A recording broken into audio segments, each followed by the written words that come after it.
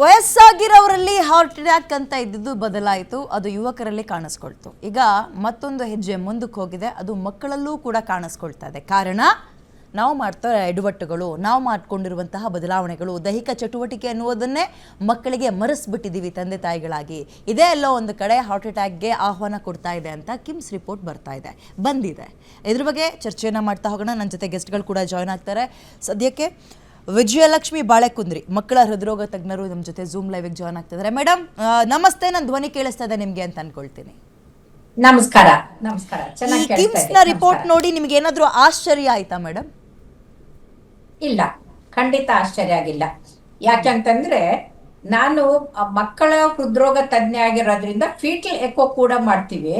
ಯಾವ ತಾಯಂದ್ರಿಗೆ metabolic syndrome ಇದೆನೋ, ಗರ್ಭಿಣಿ ಆದಾಗ ಡಯಾಬಿಟಿಸ್ ಇರೋದೋ, BP ಇದೆನೋ, ಅವ್ರಿಗೆ ಹುಟ್ಟೋ ಮಕ್ಕಳಿಗೆ ಈ ತೊಂದರೆಗಳು ಬರೋದು ಗ್ಯಾರಂಟಿ ಅನ್ನೋದು ಗೊತ್ತಿರೋದ್ರಿಂದ ಈಗ 2 ವರ್ಷದ ಮಗುವಿನಲ್ಲೇ ಅಥ್ರೋಮಟಿಸ್ ಪ್ಲೇಗ್ ಶುರು ಆಗುತ್ತೆ ಅಂತ ರಿಸರ್ಚ್ ಕಂಡು ಹಿಡಿದಿರೋದ್ರಿಂದ ಚಿಕ್ಕ ವಯಸ್ಸಿನಲ್ಲಿ ಕೂಡ ಈ ಅಥ್ರೋಮಟಿಸ್ ಪ್ಲೇಕು ಮತ್ತೆ ಬ್ಲಾಕ್ ಆಗೋದು, ಕೊರೊನರಿ ಆರ್ಟರಿ ಡಿಸೀಸ್ ಬರೋದು ಹೆಚ್ಚು ಅಂತ ಗೊತ್ತಾಗತ್ತೆ.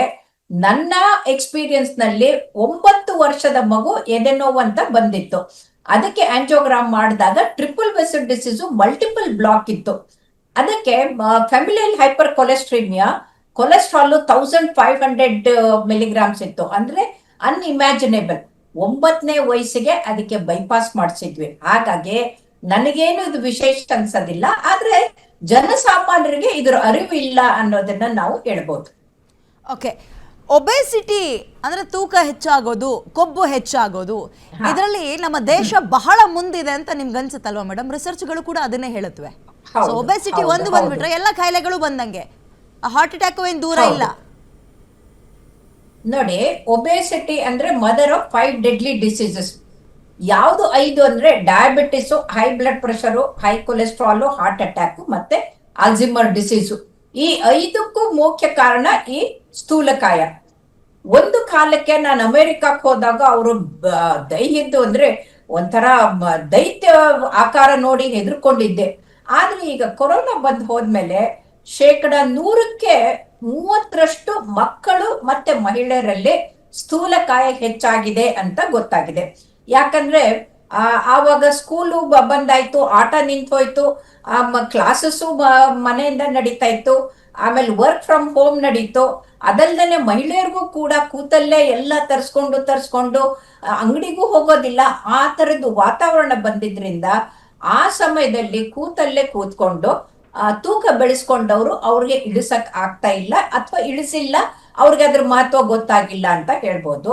ಹಾಗಾಗಿ ಒಬೆಸಿಟಿಗೆ ನಾವು ಬಹಳ ಮಹತ್ವ ಕೊಡ್ಬೇಕು. ಯಾಕಂದ್ರೆ ಅದು ಒಂದು ಪಿಡುಗಿನ ಸ್ವರೂಪ ತಗೊಳ್ತಾ ಇದೆ.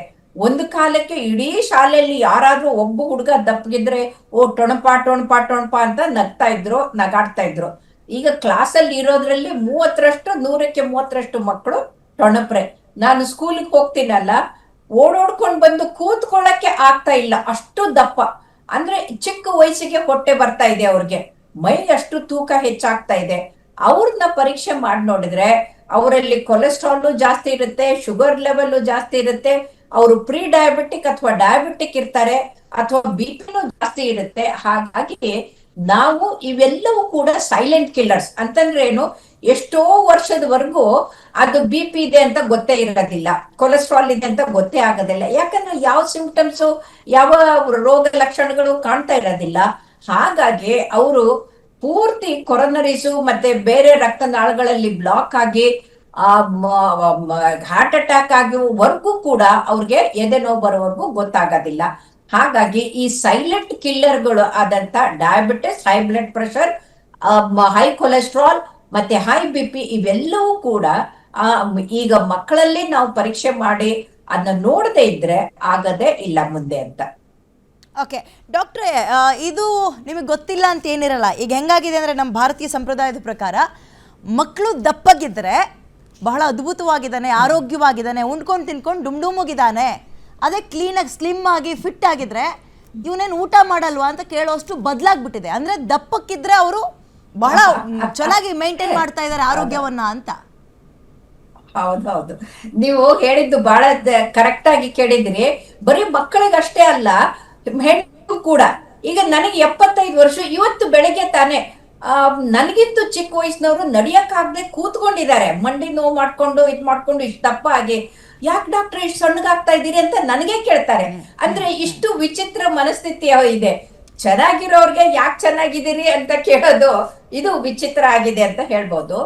ಒಂದಂತಂದ್ರೆ, ಯಾವ ಮಕ್ಕಳು ಚಟುವಟಿಕೆಯಿಂದ ಇರ್ತಾರೋ, ಅವ್ರ ಆಟ ಪಾಠ ಎಲ್ಲದರಲ್ಲೂ ಕಾನ್ಸಂಟ್ರೇಷನ್ ಇರುತ್ತಲ್ಲ, ಆ ಮಕ್ಕಳು ಅವರು ಸೃಜನಶೀಲರಾಗ್ತಾರೆ. ಆದ್ರೆ ಯಾವ ಮಕ್ಕಳು ಸ್ಥೂಲಕಾಯ ಆಗ್ಬಿಟ್ಟು ಒಬೆಸಿಟಿ ಇದ್ರ ಜೊತೆಗೆ ನೀವು ಯಾವುದೇ ವ್ಯಕ್ತಿ ನೋಡಿ, ದಪ್ಪಗಿದ್ದವ್ರಿಗೆ ಚಟುವಟಿಕೆ ಕಡಿಮೆ ಆಗೋಗ್ಬಿಡುತ್ತೆ. ಆ ಚಟುವಟಿಕೆ ಕಡಿಮೆ ಆಗಿದ್ರಿಂದ ದಪ್ಪಗಾಗ್ತಾರೋ ಅಥವಾ ದಪ್ಪಗಾಗಿದ್ರಿಂದ ಚಟುವಟಿಕೆ ಕಡಿಮೆ ಆಗುತ್ತೋ, ಎರಡೂ ಒಂದ್ರ ಮೇಲೆ ಒಂದು ವಿಷಯ ಸೈಕಲ್ ತರ. ಹಾಗಾಗಿ ನಮ್ಮ ದೇಶದಲ್ಲಿ ಎಷ್ಟು ಬುದ್ಧಿ ಚುರುಕಾಗಿರುತ್ತೋ, ಶರೀರ ಚುರುಕಾಗಿರುತ್ತೋ, ಅಷ್ಟು ಆರೋಗ್ಯಕ್ಕೆ ಒಳ್ಳೇದು ಅಂತ ಜನರು ಅರ್ಥ ಮಾಡ್ಕೊಳ್ಳೋ ಕಾಲ ಬಂದಿದೆ. ಓಕೆ,